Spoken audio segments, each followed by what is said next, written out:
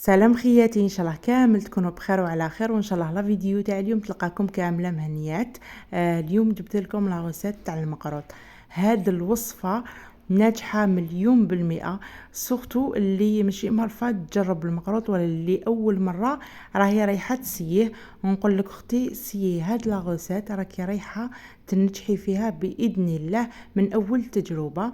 هنا خياتي نقسم معاكم حبه باش تشوفوا النتيجه اللي تحصلت عليها. جاي يدوب في اليد قبل الفم بس بالبزاف، وتاني جا معسل للقلب. هنا شوفوا كيفاش الموس راهو يدخل، جا طري طري بالبزاف. تاني الغرس تاعنا لداخل جا طري، ما جاش يابس. بيسك استعملت واحد الطريقه اللي خلاته يجي طري ويعطيه نكهه تاع الزمان. هنا خياتي كما شفتوا الحبه تفتت وحدها في الطبسي. نبداو بسم الله على بركه الله بمقادير وصفه المقروط. هنا درت هذا السميد موله متوسط، هذا السميد سبيسيال للمقروط. شريو هذا الباكي الى لقيتوه. هنا خياتي درت 3 كيلات السميد. هذه الكيله هي اللي رايحه نكيل بها كامل المقادير. 3 كيلات حتى معمرين، ممسوحين، يعني ماشي بومبي. الكيله تاعي انا درتها ممسوحه. هنا خدات لي باكي وربع تاع السميد، بس هذا الباكي فيه كيلو. انا شريت 2 باكيات سميد متوسط. من بعد درت 4 كيلو فرينه بنفس الكيله اللي كيلت بها السميد. درت مغرف كبيره تاع السكر، مغرف كبيره تاع لافاني، وقرصه ملح. هاد القرصه الملح هي اللي راح تعدل الحلاوه في المقروط ديالنا كي نعسلوه. خلطت النواشف، هاد المكونات خلطتهم من ملح بالمغرف. من بعد درت كيله غير الصباح سمن دايبه. انا هنا درت سمن المدينه. سمن المدينه هو يعني بنين، يعطي ذوق بزاف الشباب. بالنسبه للسمن خياتي انا ذوبته وخليته يبرد، ما نستعملوش السمن وهو سخون، باسكو الحبات تاع السميد ديالنا راهم رايحين يتقلاو. وكي تقلاو الحبات تاع السميد ديالنا ما راهيش رايحه تتلم هاد العجينه، والحبه تاع المقروط راهي رايحه تتفتت. هنا خياتي بعد ما ضفت هذيك الكيله تاع كيله ناقصه الصبع سمن دايب وبارد اللي كملتها بالزيت، نحك السميد ديالي بكف اليد مليح، يعني ندخل هذاك ليدا من مليح في السميد لمده 5 دقائق. من بعد نغطيوه ونخليوه يبات ليله كامله. هاد المرحله جد مهمه باش ينجح لكم المقروط. وتاني قد ما يريح هاد السميد راح يعطينا نتيجه بزاف هايله. هنا الصباح بعد ما بات لي هاد السميد جيت باش نشمخو ونلم العجينه. درت نص كاس ماء ونص كاس مزهر، بديت بهم هما الاولين.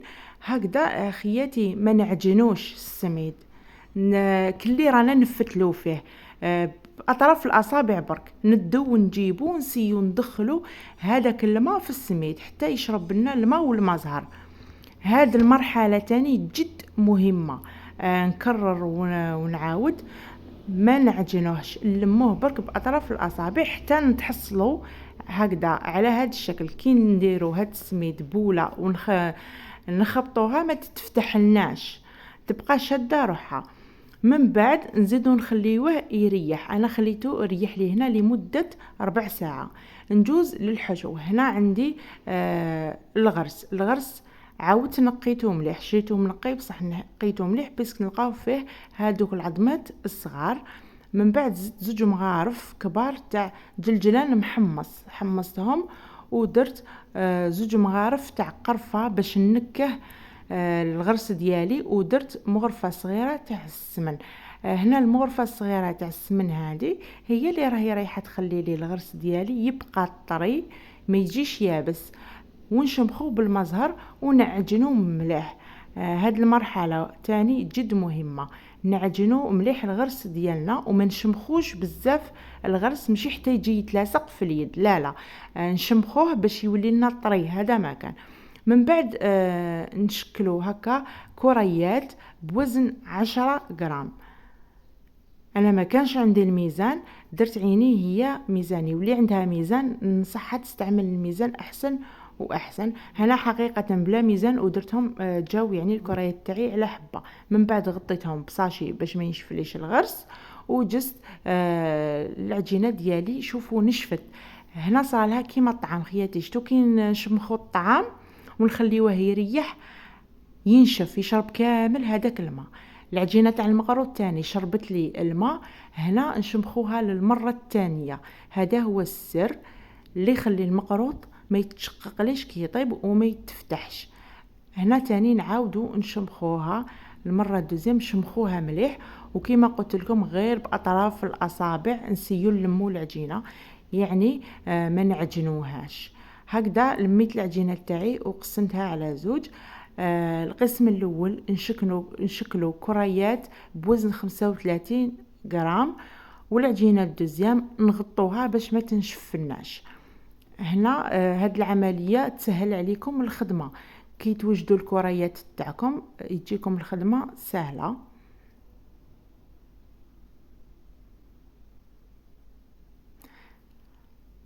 من بعد خياتي نجيب الطابع اللي راني رايحه ندير به المقروط. انا هنا حبيت ندير هذا مقروط بريستيج، واللي حبت دير المقروط التقليدي عادي الغرس ديرو حربوش والعجينه تاني تفتحها حربوش.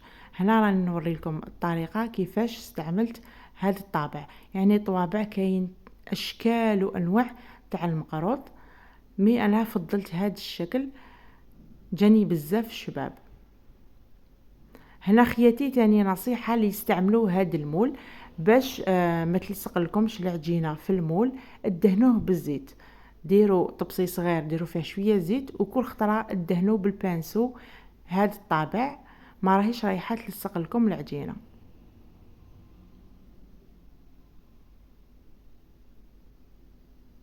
العجينة تاع المقروط خياتي ما تنشفوهاش، شمخوها مليح، خلوها تشبع الماء. قد ما تشبع الماء قد الحبه تاع المقروط ما راهيش رايحه تفتح في الطياب ديالها. وتاني خياتي نصيحه اخرى، سنيوه اللي توجدوها دخلوها الطيب، ما تخلوش المقروط تاعكم يريح باش ما ينشفش وكي طيب يتشقق. هنا راني سييت نمدلكم كل النصائح اللي درتها انا اللي اعتمدتها باش ننجح لي هذا المقروط. يعني ما بخلت عليكم بحتى حاجه. نتمنى انكم تاخذوا بهذه النصائح، و كي ديروا المقروطه ديالكم تاخذوها بعين الاعتبار، راكم رايحين تنجحوا فيه باذن الله. صراحة هذا الطابع يمتشكل بزاف الشباب للمقروط، هو كاين بزاف اشكال تاع طوابع، بصح انا فضلت هذا. هنا درت سنيوه الاولانيه دخلتها الطيب، من بعد درت سنيوه الدوزيام. هذا الكيلة مدت لي 42 حبه تاع مقروط.